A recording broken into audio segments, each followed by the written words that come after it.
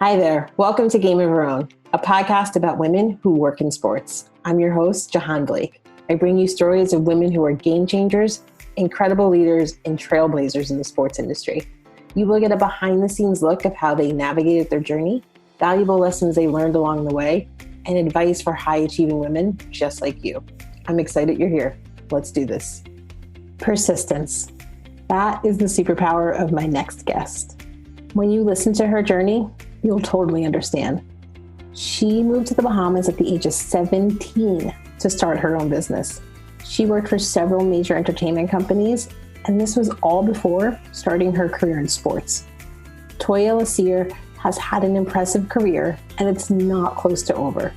She is the director of guest experience at SoFi Stadium in Hollywood Park in Los Angeles. Toyya takes the time to share her philosophies when it comes to being intentional with our actions, leading with integrity. And she also talks about how, as women, when we move up in our career, we need to turn around and pull one another forward. We hope you enjoy. All right, Toyya, thank you for joining. Welcome to Game of Our Own podcast. Thank you for having me, Jahaan. I'm very excited to speak to you. This is exciting. Good. You have such an incredible story and how you got to where you are now. Before we get there, take us back a little bit and talk about when you first fell in love with sports. Oh, yeah.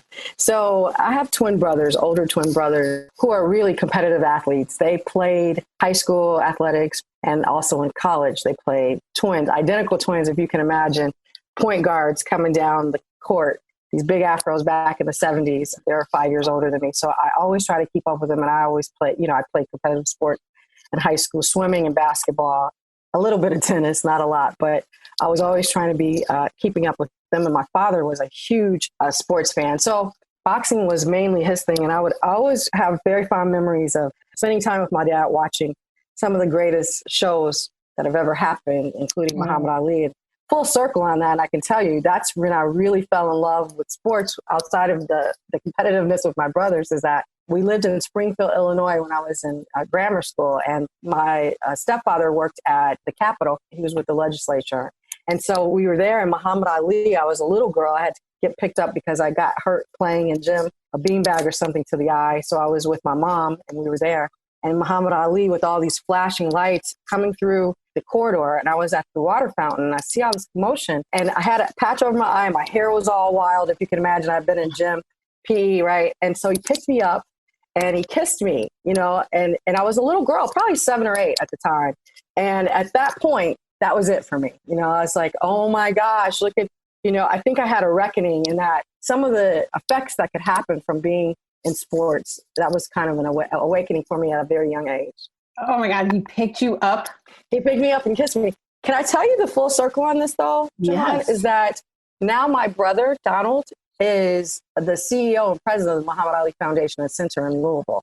No way. I know. Yes. Yeah. So it's interesting how life happens, and I always think about that as a compass. And like, I've gone through, like you said, a different journey. It's been very circuitous in that, although I didn't start out in sports in my career, here I am, in sports and entertainment. I always knew and loved sports, every sport. I can't think of anything any sport, even curling. I experienced that when I was in Minneapolis. I actually started curling. So it's interesting that that's come full circle. So you haven't worked in sports your whole entire career. Talk to us about that journey, because you've had, a lot of different experiences. So I think everyone would be interested to hear about those. I have always been very industrious, if you will. I've always tried to do things that I like to do, but also I've had to work from a very young age. I started working at, 13 years old. As a matter of fact, in Chicago, I would leave swim practice and make my way up the hill to work at the Chicago Tribune, a call center, selling newspapers. So I started out, and something that was a pivotal moment for me was when I saw Oprah Winfrey in Chicago. She had her first talk show, right? She'd been a journalist for a while, but the Oprah Winfrey show in 1983, I think it was. And so I wrote a long letter to Oprah, and I said, this is what journey I thought that I would go on. That's what I thought my career path would be journalism. And I thought, I can do this. This is what I want to do. So I went to school for a while. I actually started at Loyola, but then I ended up moving to the Bahamas and opening up a clothing store when I was in my early teen, about 17 or 18 years old. And I wait. You can't just gloss over that. You moved to the Bahamas Yep. I met some friends in college, and one of the friends was actually Bahamian.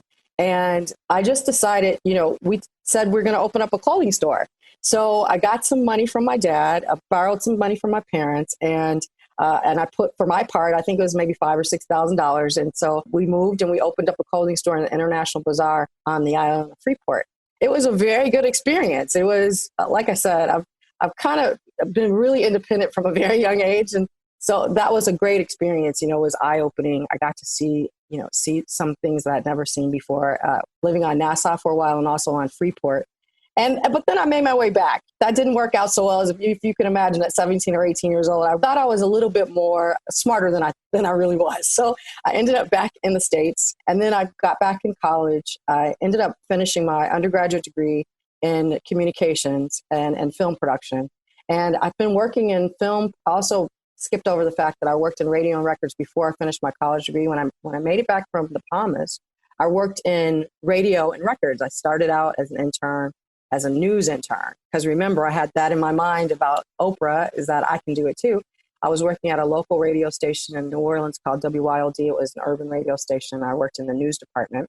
And I was working as an intern, but I was really diligent. I was learning as much as I could and learning how to put together a commercial and do voiceovers. And back in the day, you had to have, there were these things called a cart, right? Because you'd stick in, and that's how you play. It kind of looked like an A-track, right?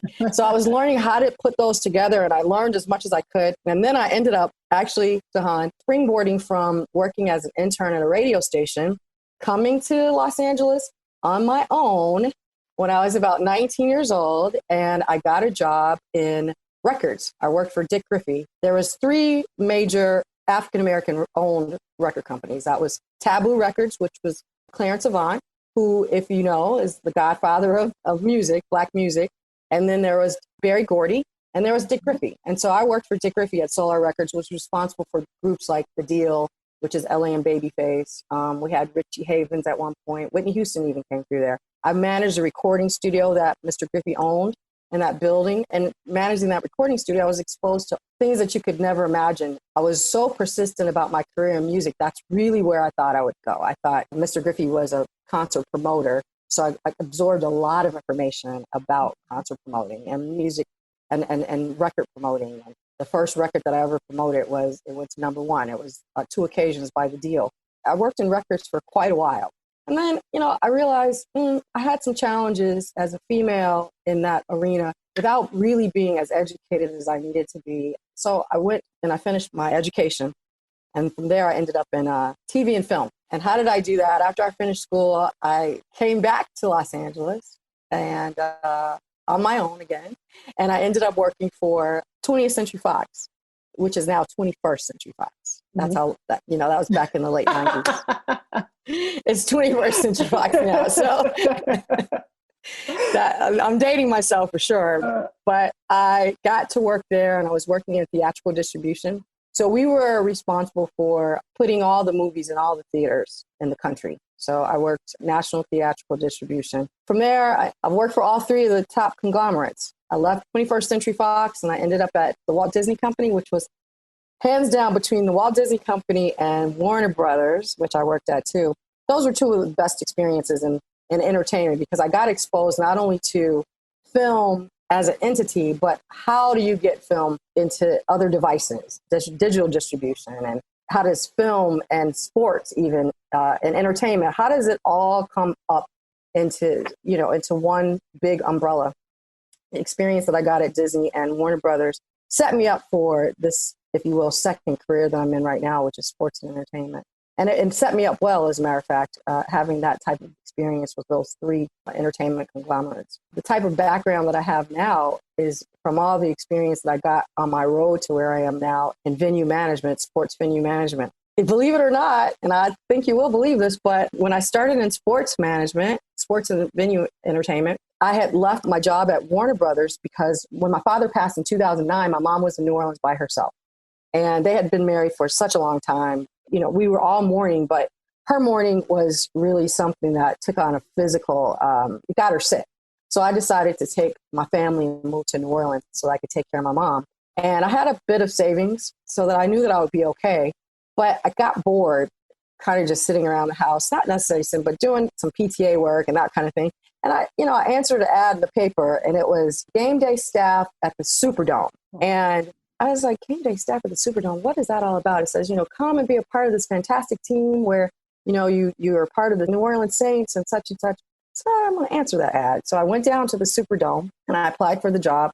So I started out as an usher. I wore a uniform for a year. Now, mind you, this experience that I'd had prior to having this humbling experience.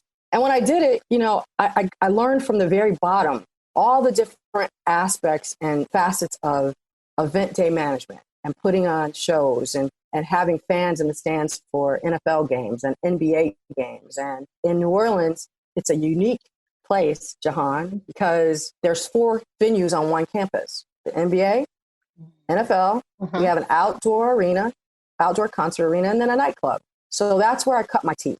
I cut my teeth at the Superdome in New Orleans. That was my training ground, really, for sports and entertainment venue management. And I was very fortunate to have been able to work at that historic place. They've been in business. They're one of the first that have been around for as long as they have been. I really learned what sports and entertainment venue management is all about. So you sound like you have some great experiences, and I want to go back to some of those in a minute, but tell us where you are today. So what you do and who you do it for. So today I am the director of guest experience at SoFi Stadium and Hollywood Park. Our doors were actually set to open with Taylor Swift July 25th and 26th, but because of COVID and the global pandemic, things have shifted and that won't be our first event. But I work for Stan Kroenke owns the Los Angeles Rams as well as the building that we are in, the district. It's a 298-acre district. But coming online first is the stadium. Not only will we have a stadium, but we'll have a commercial district that will include residential and some retail and sort of a live, work, play environment that will be up and running by the time the Olympics get here in 2028. The whole district should be built out. It's a huge, huge district. That's insane. So yeah, talk to us a little bit about being a director of guest experience and what that looks like at SoFi Stadium. It's interesting. Our model is quite different from what I've seen in the past. For example, when I was working for SMG, which is now ASM because they merged with AEG, we didn't have the sort of separation that we have at SoFi Stadium and Hollywood Park, which I'm so fortunate. Opening this building, our senior executive leadership, they were able to organize this model in that everybody can really grab a lane and really pull that lane through, meaning me as the director of guest experience, I'm front of house. So I'm responsible for everything that happens guest facing, including all the team members. Once the team member experience, there's a director of team member experience that also sits under guest experience. Once that director of team member experience, we hire the folks, we train them. And then when we put them out on stage, if you will, out into the building, then my team is responsible for making sure that we are staying on task as it relates to our cultural strategy, as it relates to ensuring that the service excellence that we promise and our purpose and our promise and our commitments, that's how we're living and how we're putting on our events every day. Being the director of guest experience is interesting, Jahaan, because I'm sure that you're aware, but at our organization, like I said, I'm very fortunate. There are a lot of women that are part of our leadership team. And you don't find that. You don't find that at a lot of other places. But our senior executive leadership team is in our ownership, is very purposeful and deliberate and intentional about that goal of ensuring that there are opportunities for women. I feel like where I am now, I'm fortunate because I work for a gentleman who is a vice president of guest experience. And under that division, he has 4 departments.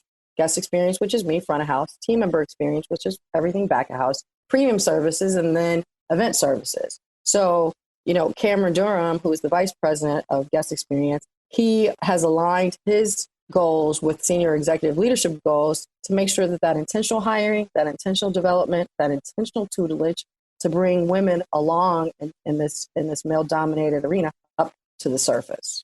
A lot of people are listening right now saying, can I come work for you? Can I come work for your organization? Because they're not seeing that. Sometimes it's discouraging and sometimes it slows down their progress in their career and trying to get to where they want to be. So tell everybody, what difference does that make? So it sounds like you've worked for some amazing brands.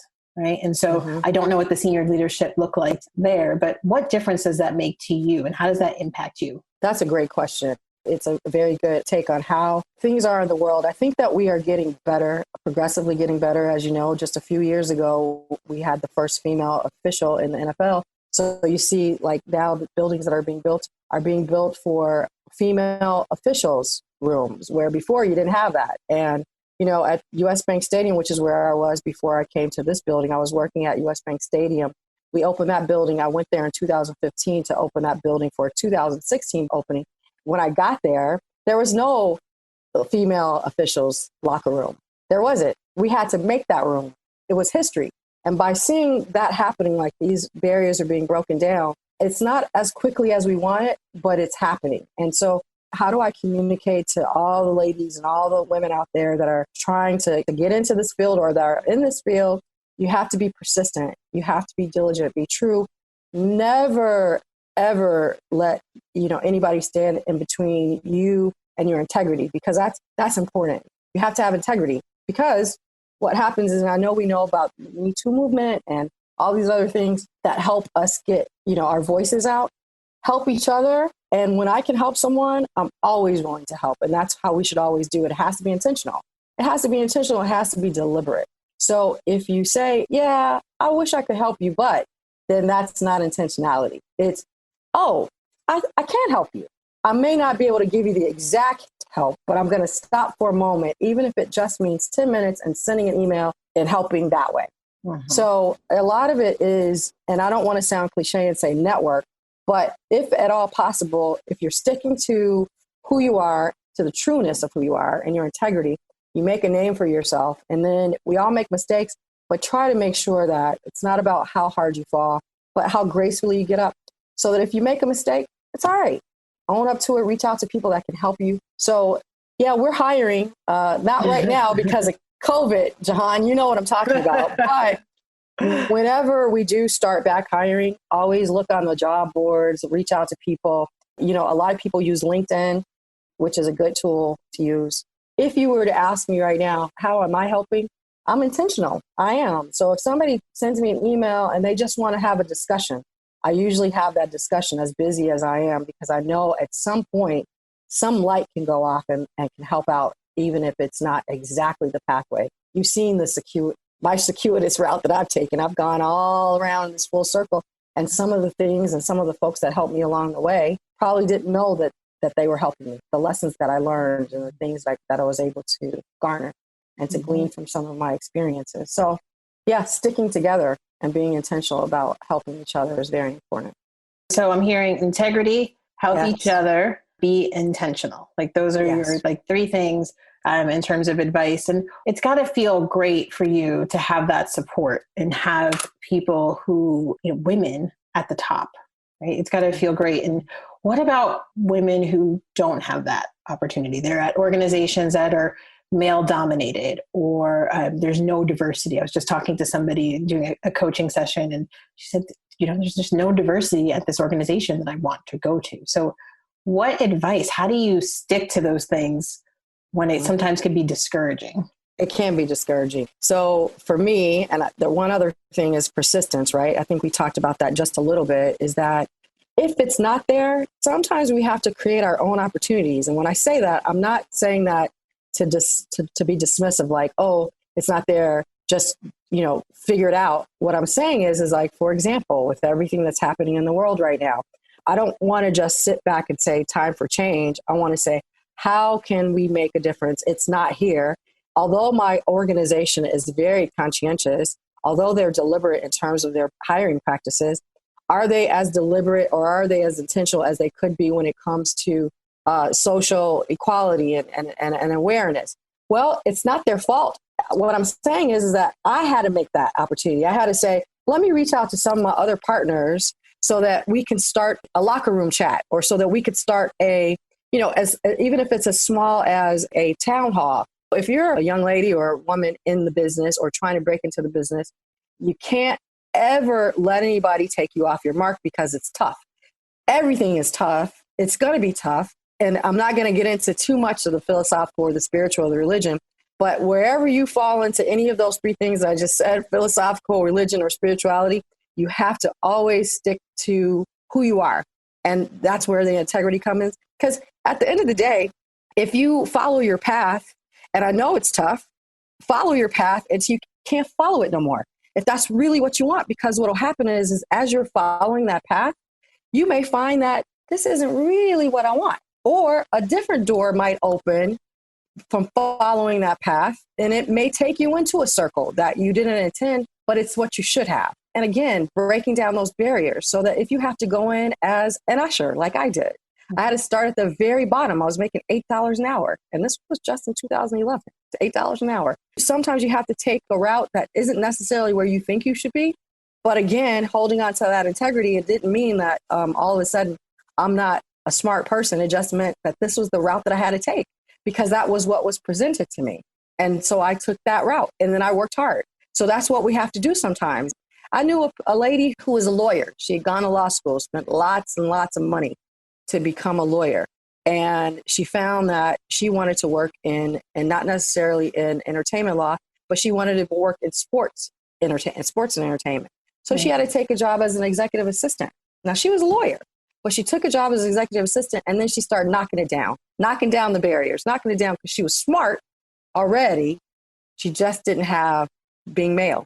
And that's true for a lot of industries, not just sports, right? But specifically in sports.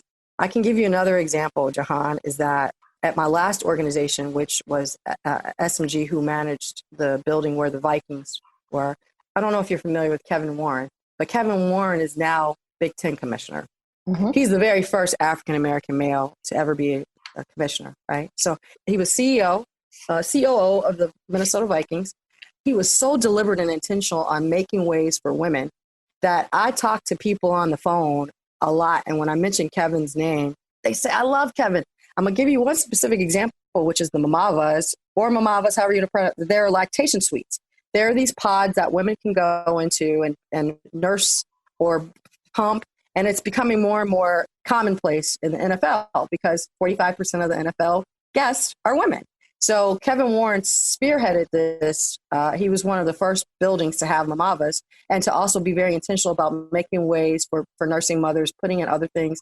And he had, I think, out of his 7 VPs, I think 4 were women. So you see that happening more and more. And when you don't see it, write letters. Hey, I noticed that your board isn't as diversified as it should be. Do you have a diversity and inclusion program? Is there somebody that I can talk to? Write a letter, send an email, call on the phone. You have to do that. This is great. So what I'm hearing you saying is action starts with you. Yeah, right? It has to. Go ahead. No, I was going to say it has to, Jahaan. Yeah, right? Like action starts with you and then persistence. So persistence is your superpower, but you have to be persistent. You just can't stop, right? You really have to create your own opportunities if it's not there for you. Right. I think I heard Beyonce. I'm excited to quote Beyonce. But I heard Beyonce the other day talking about, I couldn't get a seat at the table, so I built my own table. She said it with so much more soul, and I think she might have cursed. Yes, indeed. It was great. Like she built her own table. So you have to create your own opportunities. And then the last thing I hear you saying is turn back and pull women forward with you. Right? That's right.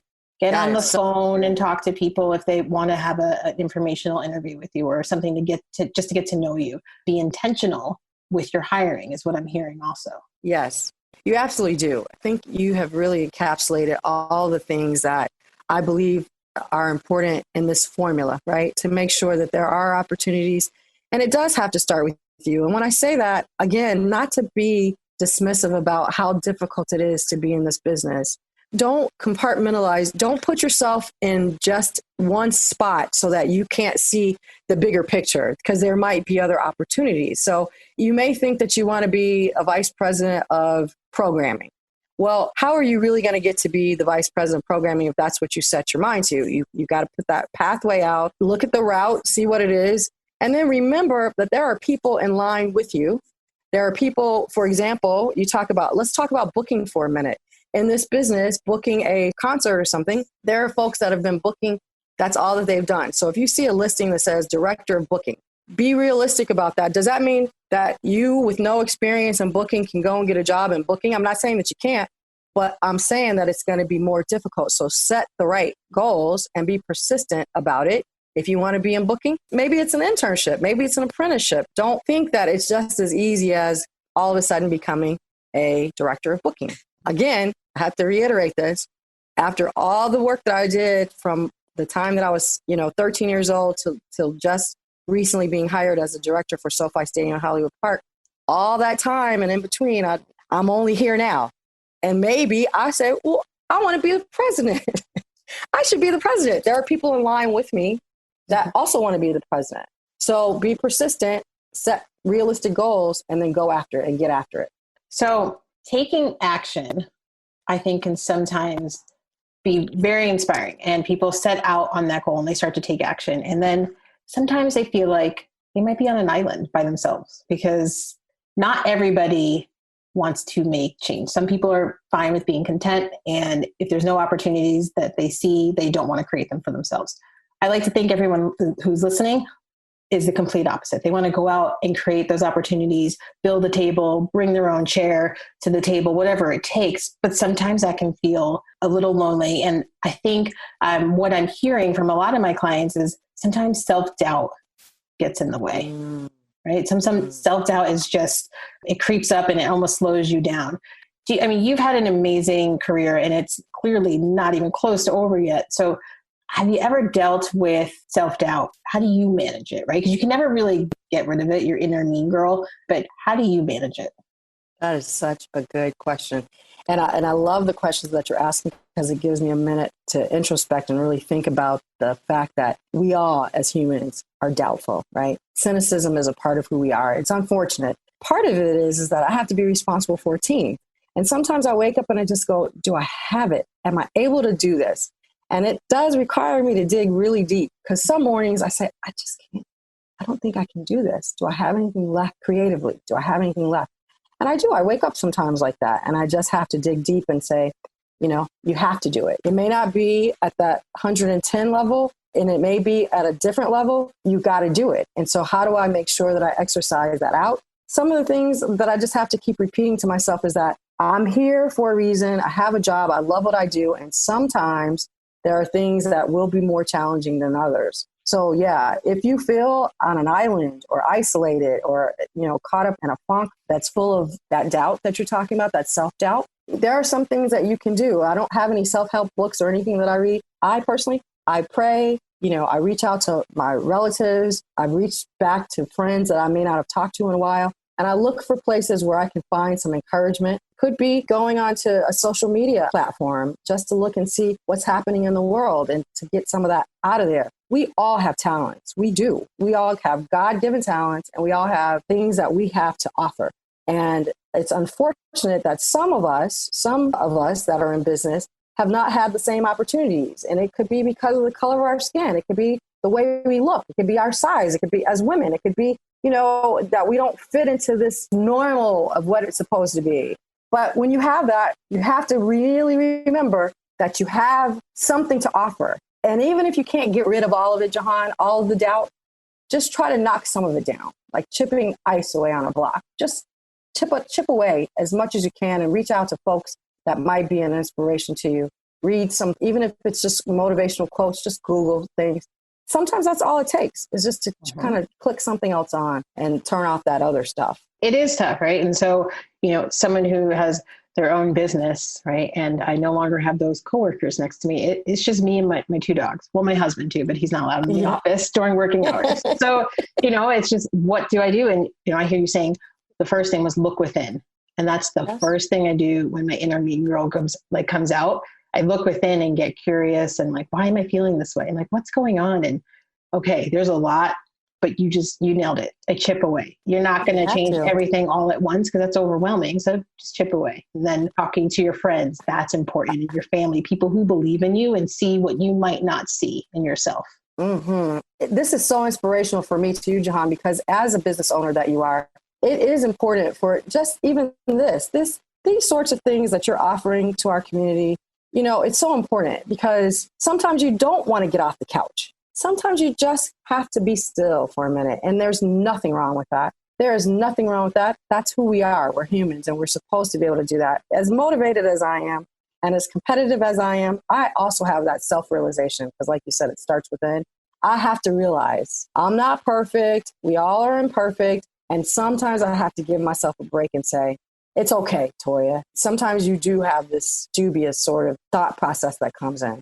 But look and find something. I put on my desk, I have on my desk some colored pencils, and maybe just sketching something, just doing something will bring us back to an idea or a action that will help us see something brighter. And that sometimes helps. And again, help each other. We gotta make sure that when you're feeling, and it may not happen, you may reach out to somebody and you might send an email and they may not respond, or they may not respond the way that you want them to respond. But guess what? You sent the email. You sent it. You did your job. You made the phone call. You picked up the phone, or you did the post. You did what you could do. And it's hard to tell people not to become discouraged. But at the same time, the way that I see it, and this is kind of like, this is a tough love comment that I'm going to make. Sometimes you have to keep it moving. Have you heard that adage before? To keep it moving? Yes. And don't let anybody get you down to the point where you can't keep it moving. You have to keep it moving. You have to.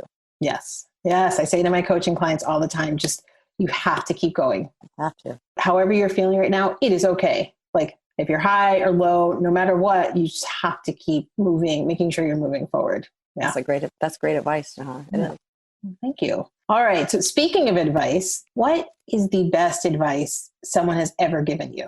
Probably a lot of what I'm saying on this discussion. When I worked as a young lady, I was working in the music business. I told you that, for Mr. Griffey, and his daughter, Regina Griffey, who was really his right hand. She went to UCLA Law. She was very smart. And, I remember she was educated. And at that time, when I was working in the record business, I wasn't as educated. Remember, I told you I realized that I really needed to, I was kind of in a shark-infested waters with not having enough knowledge to not get taken advantage of. So the best thing she ever told me is to make sure that, and I don't know if you know this about taking wooden nickels, but be smart, pursue education. And that probably was the best thing that she could have told me. She didn't tell me go and get a degree from, Harvard University, but she told me be educated, because then if you're educated, you really won't be able to be taken advantage of as much as you would be if you weren't educated, because that's the world that we live in. We talk about inequalities, is that, you have to pursue it. You have to be intentional about getting that education. So I'm a voracious reader, and I read all the time. And I read a lot of different things, but I really am a news junkie, and I keep up with that. So I think the best advice I can give is keep educating yourself, whether you're in an educational environment at school or you're doing it yourself. Put yourself on a program, if it's a program that you're doing at home, or if you're actually, getting education from someone like Ms. Jahaan. Always try to be educated. That is great advice. And I think it's going to resonate with a lot of people. And you're not saying you don't have to go out and get a master's or a PhD. You can if you want, and that's what you want to do. And it's just reading and learning and just listening to what's out there and just being aware of everything. I mean, there's so much information and there's so many free resources. I tell my son all the time, my 17-year-old that just graduated from high school, we'll sit together and sometimes we may be watching a program or something, and he'll say, oh, well, what's blitzkrieg mean? Or what's mean Kampf mean? And I'll say, you have an iPad, a phone, a computer, you have a smart TV, you have all these different outlets that all you have to do is look it up. We didn't have that. 20 years ago, you have to go to your encyclopedia or to the library if you're lucky enough to have a set of encyclopedias at home. So my point is that information, like you said, is out there. And, being able to stay on top of things, and technology ain't going to stop. It's not going to slow down. You have to be educated on how to use technology so that you can be competitive. And the only way that you can be competitive in this business is to make sure that you always are on the cutting edge of not only technology, but any other facets of the business specifically, that the pathway that you choose. I agree. It keeps changing. And I find myself not like I was when I was junior in my career, knowing everything. And now I'm not teaching anybody. I'm learning, trying to keep up too, because you're right. It does keep moving. It does. It does.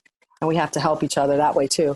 so that when you're intentional about helping, send somebody to a focus group, send somebody to a town hall or to a round table, or, invite somebody to something that's not proprietary that they can join in on, a training or, just a discussion, that sort of thing. Be intentional about it. And then that's learning, that's learning. Take notes, look up more information about it after you're done with the town hall or the round table or, the webinar, the podcast, whatever it is, and keep always staying on the cutting edge of learning.